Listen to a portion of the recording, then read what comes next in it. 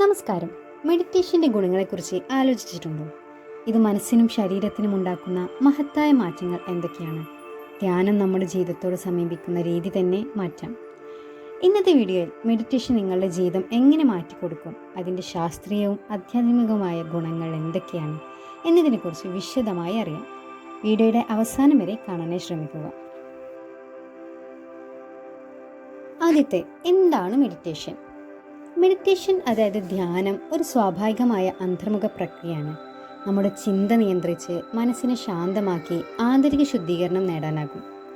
മൗനം പാലിച്ചിരുന്ന ഗൗതമ ബുദ്ധൻ നിരന്തരമായ ധ്യാനത്തിലൂടെ സമ്പൂർണ്ണ ഉണർവിനെ കണ്ടെത്തി. അദ്വൈത വേദാന്ത ഗുരുവായ ശ്രീ രമണ മഹർഷിയും ഹു ആം ഐ എന്ന ആത്മാന്വേഷണത്തിലൂടെ ആഴമേറിയ ധ്യാനത്തിലേക്ക് കടന്നു. അതുപോലെ നമ്മിലും അത്രയും വലിയ ഉണർവുകൾ ഉണ്ടാകാം.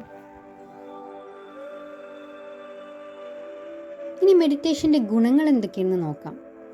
ഒന്നാമത്തെ ഒരു ഗുണം, മനസ്സിൻ്റെ ശാന്തിയും ക്ഷീണവും കുറക്കും.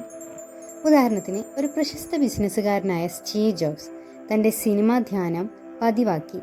അത് അവരുടെ സൃഷ്ടിപരമായ ചിന്താഗതിയും ഏകാഗ്രതയും വർദ്ധിപ്പിച്ചു. നമ്മുടെ ദിവസേനയുള്ള പിരിമുറുക്കങ്ങൾ, ജോലി സമ്മർദ്ദം, കുടുംബ ദൗത്യങ്ങൾ എന്നിവ മനസ്സിനെ ബാധിക്കുമ്പോൾ ഒരു 10 മിനിറ്റ് മൗനം പാലിച്ചുള്ള ധ്യാനം പോലും മനസ്സിനെ ഉണർവോടെ നിറക്കും. രണ്ടാമതായി, ഉത്കണ്ഠയും വിഷാദവും കുറക്കുന്നു. ഹാർവാർഡ് സർവകലാശാലയിലെ ഒരു ഗവേഷണത്തിൽ മന്ത്രമൂലക ധ്യാനം ചെയ്യുന്നവരിൽ കോർട്ടിസോൾ എന്ന സമ്മർദ്ദ ഹോർമോൺ കുറയുന്നു എന്ന് കണ്ടെത്തി.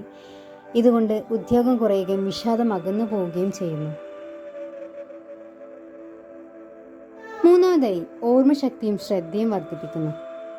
ഗണിതത്തിലും പഠനത്തിലും ആൽബർട്ട് ഐൻസ്റ്റീൻ ചെറിയ പ്രായത്തിൽ വിഷ്വലൈസേഷൻ ധ്യാനം ഉപയോഗിച്ചിരുന്നതായി പറയുന്നു.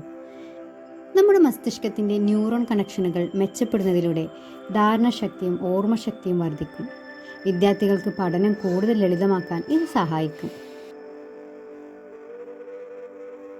അടുത്തതായി, നാലാമത്തത്, ദേഹാസ്വസ്ഥ്യങ്ങളും ദീർഘായുസ്സിനും സഹായിക്കുന്നു.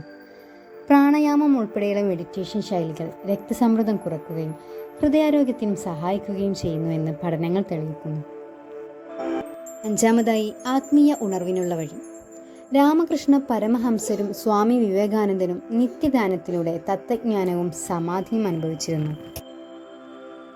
നിങ്ങളുടെ അകത്തേക്കുള്ള യാത്ര തുടങ്ങാൻ ഹു ആം ഐ ആത്മാന്വേഷണം ഒരു ശക്തമായ മാർഗമാണ്.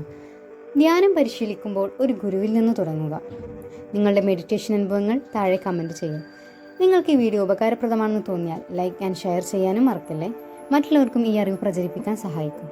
കൂടുതൽ ധ്യാനവുമായി ബന്ധപ്പെട്ട വീഡിയോകൾക്കായി ഈ ചാനൽ സബ്സ്ക്രൈബ് ചെയ്യുക. നമസ്കാരം. നിങ്ങളുടെ മനസ്സിനും ജീവിതത്തിനും ശാന്തിയും സന്തോഷവും ലഭിക്കട്ടെ.